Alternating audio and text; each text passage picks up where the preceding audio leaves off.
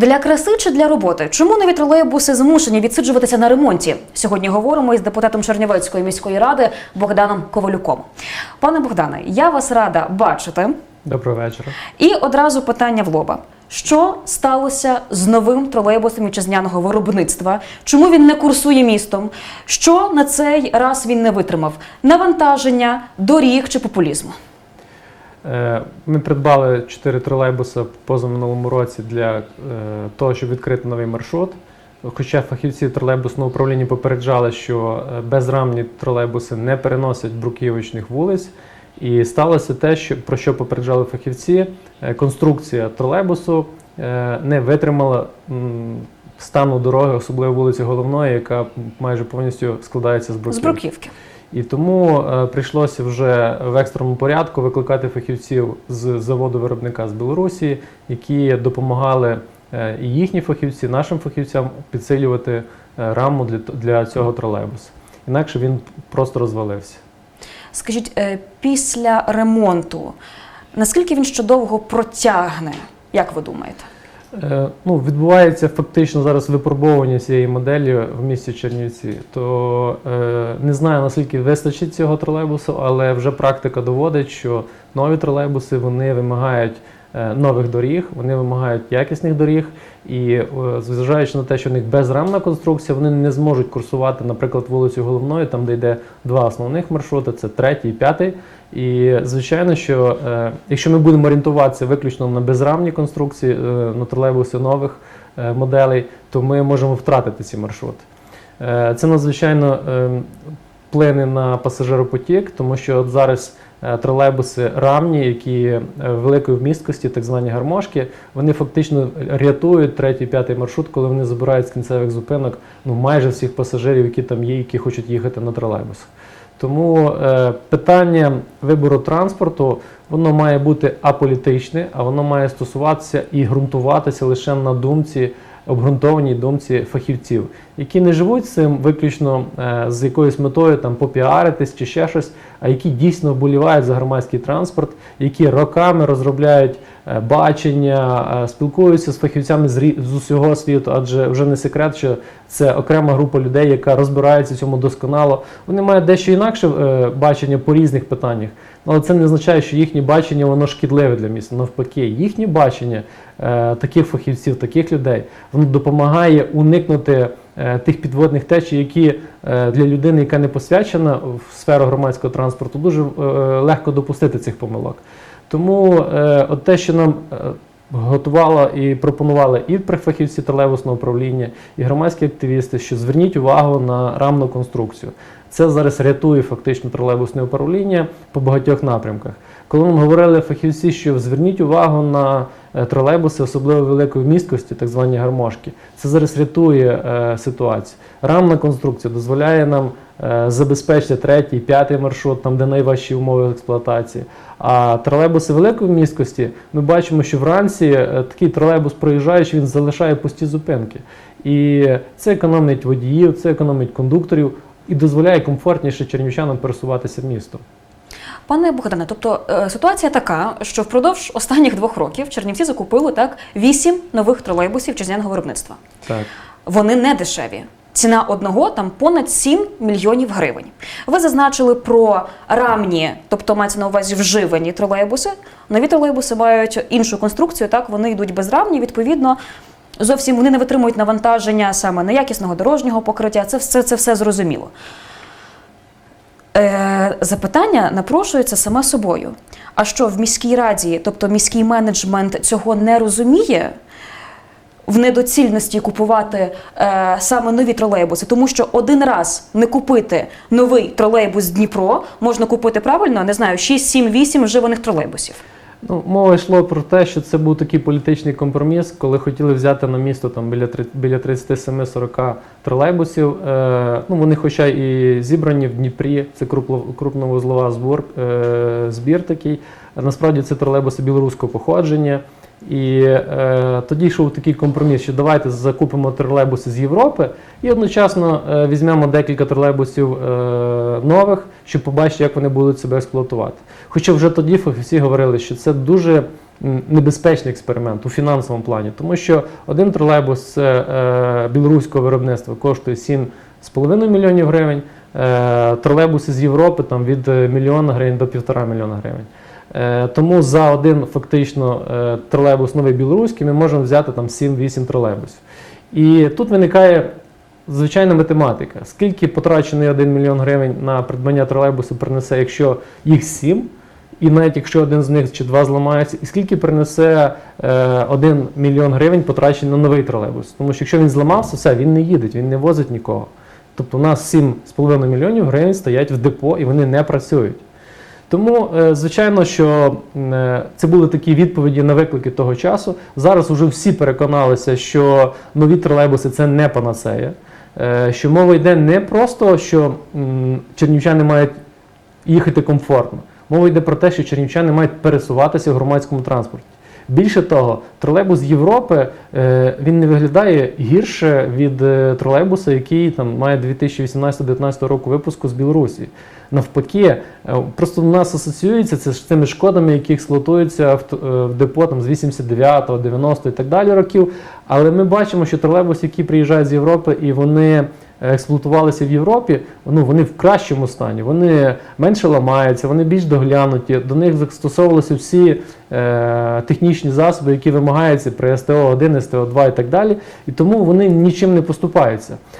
Інше питання, що робити надалі, тобто вони не безмежна кількість є цих тролейбусів в Європі, які ми можемо придбавати, і того не зрозуміло, як, наприклад, ми зможемо чи не зможемо закупувати наступного року. І тут є вихід, тут уже інші міста нам підказують, як робити. Наприклад, Вінниця. Вона закуповує ті ж самі тролейбуси білоруські, але силами депо зробить крупну вузлову зборку.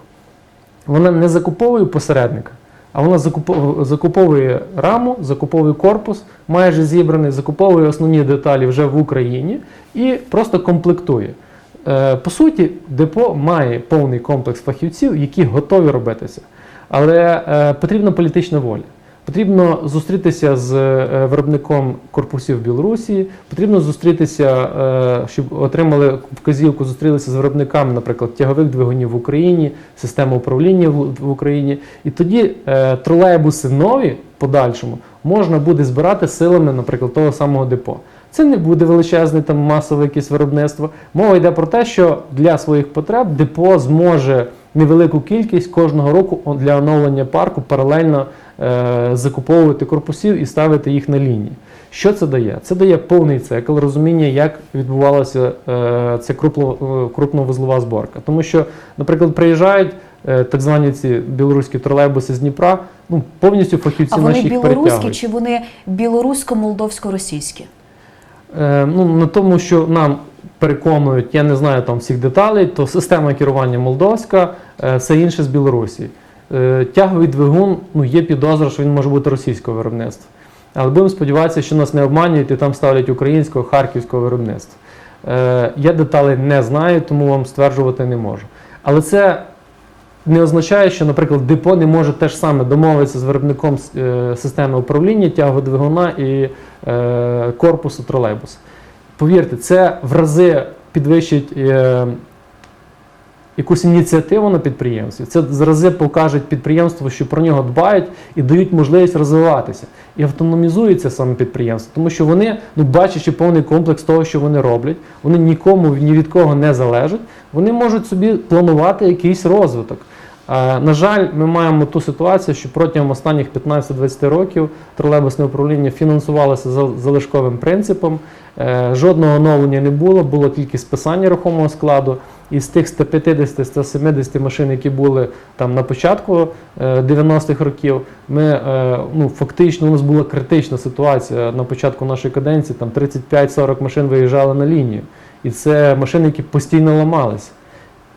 Ті всі машини, які ми придбали вже за період нашої каденції, без жодних кредитів, вони допомогли стабілізувати ситуацію, допомогли показати колективу, що підприємство потрібне місту. І що місто думає, так як це в багатьох містах і Європи, взагалі цивілізованого світу, що громадський транспорт, він є комунальним. Він багато вартує, тобто ніде в Європі немає дешевого проїзду.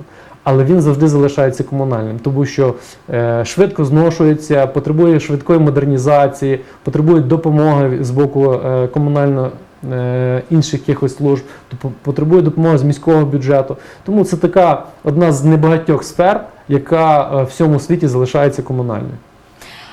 Що таке? Тобто, виходить, коли міський голова купував нові тролейбуси, так, то виходить, що ось цей громадський транспорт на наших автошляхах розбивався, і виходить, що на це витрачено було мільйони коштів. Зрозуміло, що зараз недоцільно вкладати в ремонт цих тролейбусів. Чи змінилася взагалі риторика Олексія Павловича щодо цього питання, щодо оновлення рухомого складу вживаними тролейбусами? Зараз питання про придбання тролейбусів відійшло на інший план, на задній план, через неспроможність міського бюджету. Тому що зараз не стоїть питання взагалі придбавати тролейбуси з Європи чи нові тролейбуси. Зараз взагалі немає планів придбавати якісь тролейбуси. Чому? Тому що ми бачимо провальний сезон, початок провального опалювального сезону. Наскільки я прораховував по тих цінах, що вже задекларував уряд і НАК «Нафтогаз», нам не вистачатиме близько 20 мільйонів гривень для теплокомуненерго, щоб завершити цей опалювальний рік до 1 січня 2020 року. Тому останній перерозподіл, коли там близько 8 мільйонів гривень спрямували з доріг на комунальні підприємства, це не останній перерозподіл. Тому, на жаль, ми перейшли до тої фази, про яку попереджалося останніх 2,5 роки, що ми, не вкладаючи в розвиток, не вкладаючи в модернізацію, ми все більше і більше коштів проїдаємо. І от сьогодні така ситуація, коли ми реально проїдаємо мільйони гривень. Ми маємо на увазі комунальні підприємства міста. І знову складається ситуація, коли не комунальні підприємства працюють для міста, а коли місто працює на комунальні підприємства. Ну, це є непримустимою річ, її подолати просто так цю ситуацію вже не вийде. Ми будемо мати затяжну кризу такого комунального господарства, і з цього прийдеться виходити дуже довгий період часу. Чому так? Тому що ніхто не забирає ці всі втрати, які в нас є по воді, по теплі, ту саму підтримку, інакше треба вводити економічно обґрунтований тариф для тролейбусного управління. І до цього всього у нас через рік з'являються ще відсотки по кредитах. Відсотки по кредитах НЕФКО, по утепленню об'єктів соціальної сфери, відсотки по кредитах там взагалі катастрофа, змушена сказати. І ми будемо витрачати там, левову частку бюджету на допомогу комунальним підприємствам і левову частку на покриття кредитів. Бюджет розвитку, як такий, який ми зможемо спрямовувати на якісь реальні речі, реальну капіталізацію, він буде дуже мізерний. Економіка не показує поки що тих темпів розвитку, по які хотілося б отримувати. Тому, ви знаєте, кожна річ, яку ми колись робимо, про неї треба думати не тільки з позиції сьогоднішньої вигоди, якоїсь політичної, а з позиції того, що вона принесе на завтра. Тому що ми всі залишаємося в місті, ми всі користуємося цими послугами, і нам всім разом нести потім, користуватися цими благами і нести відповідальність за покриття збитків за діяльність таких комунальних підприємств. Але справа в тім, що заручниками стають знову ж таки чернівчани. Маю на увазі не тільки там з транспортом і з іншими проблемами. І, звичайно, те, що чернівчани повинні їздити комфортно, тобто це вже питання в нас чомусь відходить на останній план, тому що не завжди транспортні засоби можуть забрати ту кількість людей, які дійсно стоять на зупинках. Це прикро. От, в принципі, зараз в ЧТУ є десь близько 100 тролейбусів, якщо не помиляюсь. Тобто є нові, є вживані і є ті, які підлягають списанню. Скільки одиниць взагалі підлягає списанню? Скільки взагалі потрібно ЧТУ одиниць, транспортних одиниць, аби в принципі ситуація покращилася в ідеальному плані? По ЧТУ ситуація, можливо, десь стабілізувалася, далі не знаю, як вона буде розвиватися, покаже час, але зараз є десь 100 одиниць, як ви кажете, десь 5-7 потрібно списувати відповідно до фізичного стану, і ще десь машин 20-25 потрібно списувати відповідно до економічного і морального стану. Тобто є старі лази, які споживають постійно струм, велику кількість струму, і вони вже не ремонтно придатні. Тобто в них вкладається більше грошей, більше часу, більше енергії, ніж їх списати, взяти нормальну машину і поставити водія, щоб він працював на нормальній машині. Таким чином ми десь отримуємо нормальних живих машин близько 60-50 5-70, не більше. Потрібно зрозуміти, що це ще треба відняти якийсь резервний фонд, це ще машин 10, тому 60 машин, які десь приблизно постійно можуть виходити на лінії. Це за умов нормального забезпечення водіями, слюсарями, ремонтною базою, запчастинами і так далі. Але ЧТУ для нормальної роботи потрібно близько 150-170 машин. Це ми забезпечимо Удвічі повністю. менше в нас виходить. У нас майже втричі Втричі менше. менше. Якщо ми не маємо цієї кількості машин, ми не можемо забезпечити нормальне забезпечення транспорту в центрі міста, ми не можемо приватних перевізників на дизельних двигунах запропонувати їм інші маршрути, ми мусимо користуватися їхніми послугами. І це стримує розвиток електротранспорту в місті і стримує фінансовий розвиток самого підприємства. Тобто, якщо вони мають повну площадку, вони не мають конкуренції з приватниками, то вони працюють для пасажира, вони працюють для того, щоб забезпечити його комфорт. Вони не змагаються ні за що. Вони дотримуються графіку, рухаються згідно графіку, вони знають, що їм потрібно виконати план по руху транспорту. Такий передбачається по маршрутах. Коли мало транспорту, їм ставлять якісь фінансові плани надходжень, вони змагаються там з приватними перевізниками, приватні перевізники десь їх намагаються обігнати. Це породжує різні ситуації. Ви бачили протягом останнього року дуже часто за участю тролейбусів і маршруток відбувалися якісь такі локальні невеличкі аварії. Це якраз із цієї ситуації, коли змагання такі маленькі відбуваються. Це не є така неприпустима річ, і взагалі весь громадський транспорт у центрі мав би бути комунальним і мав би бути екологічно чистим. Для цього, звичайно, потрібно старатися, намагатися, шукати резерви і допомогти тролейбусному управлінню повернути ту кількість рухомого складу, яка була в найкращі часи. Кажу ще раз, це десь приблизно 150-170 машин. І навіть зважаючи на те, що зараз з'явилися машини великої місткості, так звані гармошки, вони не споживають більше енергії, але вони набагато комфортніші. Тобто люди можуть себе вільно почувати, є більше місць, більше дверей для входу-виходу з такого рухомого складу. І, звичайно, що це для людей більше комфорту. Більше того, ці швейцарські тролейбуси, які були придбані в лізинг, вони є низькопідлоговими, вони повністю адаптовані для людей з обмеженими можливостями, і тому наявність такого транспорту, збільшення кількості такого транспорту, воно взагалі нівелює оцю проблему, яка є у громадському транспорті для людей там з обмеженими можливостями, для мам з колясками і так далі. Тому я думаю, що в цьому напрямку було б добре, якби місто кожного року виділяло певну частку для фінансового ресурсу для збільшення рухомого складу, поки ми не вийдемо на рівень 150-170 машин. Тільки в цьому випадку можна ставити завдання тролейбусному управлінню за рахунок власних ресурсів постійно модернізувати. Ми ж розуміємо, що те, що сьогодні ще їде, через 5 років воно вже не придатне. Ми кожен знаємо, в когось є автомобіль, ми знаємо, що він 5-7 років і потребує заміни, ремонту капітального, ще чогось. Так само і громадський транспорт, його ніхто не жаліє, ним він їде кожного дня, проїжджає просто неймовірну кількість кілометрів, тому це не є якась річ, яка буде вічно працювати. Тому місто повинно зосередитися на тому, щоб мати план на наступні 10-15 років, як модернізовувати рухомий склад.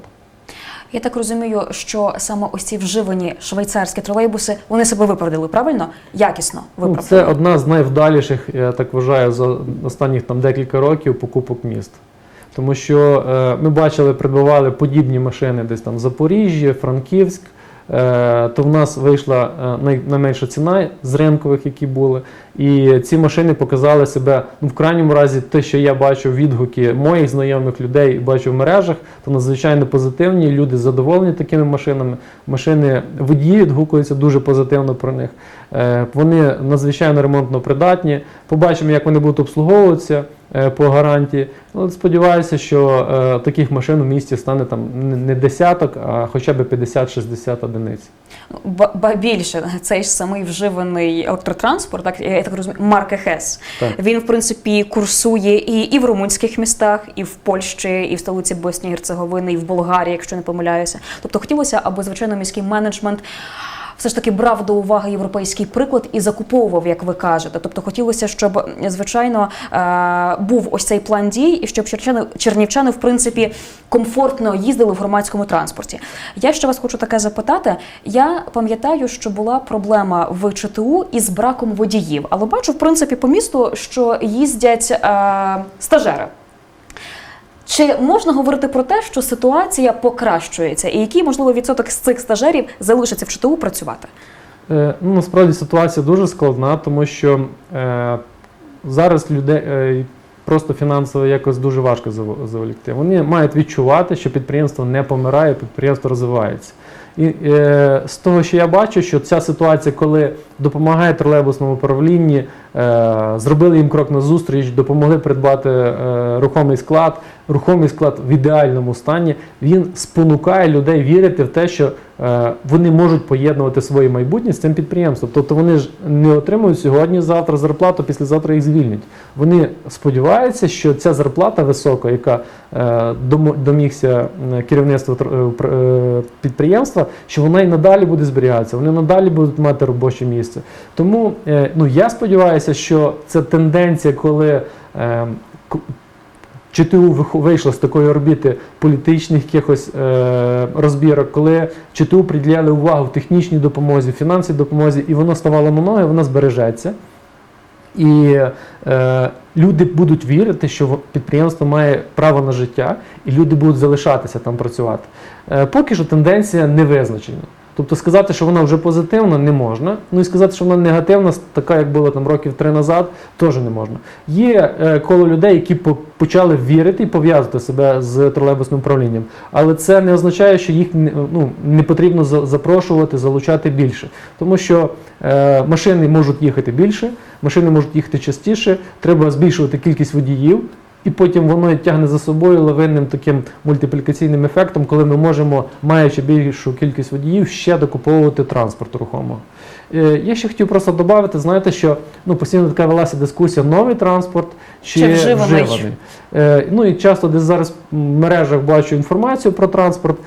І хочу сказати, що виключно багаті міста дозволяють собі придбавати зразу велику кількість нового транспорту. Більше того, роблять вони це, як правило, за фінансової допомоги або уряду центрального, або Європейського Союзу. Тобто, коли їм не дають кредити, їм дають фактично гранти в межах якоїсь там допомоги по екологізації транспорту чи ще щось. Дуже багато міст в Чехії, в Словаччині, в Німеччині закуповують вживаний транспорт з багатих міст. Вони просять модернізувати, просять його привести до експлуатаційного стану і купують в Німеччині, наприклад, міста нормальний стан, коли міста маленькі купують трамваї великих міст. Це нормальна ситуація, ніхто там з цього не переживає і не боїться. Вони навпаки задоволені того, що маючи менший бюджет, вони можуть дозволити собі транспорт нічуть не гірше, ніж в великих багатих містах, там столиці, якихось федеральних земель і так далі. Тому ситуація в іншому, як ми бачимо розвиток громадського транспорту. Коли ми хочемо про це просто поговорити, зрозуміла річ, ми поговорили, вийшли з залу, вийшли з комісії і так далі, кожен розійшовся, проблема залишилася. А коли ми пропонуємо реальні результати, якісь реальні приклади, реальні інструменти, як це подолати цю проблему, тоді потрібна професійна дискусія. В професійній дискусії немає місця ні політиці, ні якимось особистим амбіціям, нічого. Тобто тут говорить професія і тут говорить професіоналізм людей, які постійно живуть цією проблемою. І я переконаний, що в тролейбусному управлінні є такі фахівці, вони розуміють, як далі розвивати тролейбусне управління, і від міста їм потрібна лише допомога і програми розвитку. У нас не так багато залишається часу, але мені дещо пригадалося саме з розряду нових тролейбусів, тому що деякі теж українські міста закуповували нові тролейбуси вітчизняного виробництва, і, в принципі, у них були кондиціонери. Чому у наших тролейбусах немає кондиціонерів? Попереднього разу, коли закуповувалися попередні 4 одиниці, там були кондиціонери, вони є. Кондиціонери салону, але виникає постійна проблема громадського транспорту, тобто одним людям він не підходить, іншим людям він підходить. І от той період невеличкий, коли надзвичайно велика температура, висока температура на вулиці, нормально ним скористатися неможливо, тому що претензії до водія як з одного боку пасажирів, яким не потрібен кондиціонер, так і з боку тих пасажирів, які кажуть, чому кондиціонер не працює. Тому фактично, щоб уникнути цієї ситуації, кондиціонери ніколи не включалися. Більше того, коли включалися зупинки на громадського транспорту, на його стоянка чи зупинка на самому місці, де він приймає пасажирів чи вигружає пасажирів, призвело до того, що це нівелювалася робота кондиціонера. Тому, знову ж таки, є культура, наприклад, використання громадським транспортом. Так? Тобто в Європі його багато. Він під'їжджає і в зимовий, і в літній період, коли там працює опалювальна система чи кондиціонер, ви нажимаєте кнопку, двері відчинилися, ви зайшли. Двері зразу зачинилися. Тобто немає такого ситуації, як у нас, що двері потрібно, щоб там декілька хвилин стояли, бо люди заходять, виходять і так далі.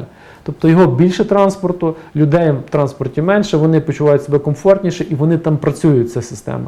У нас, на жаль, потрібно говорити не про кондиціонери, потрібно говорити про те, щоб була достатня кількість рухомого складу.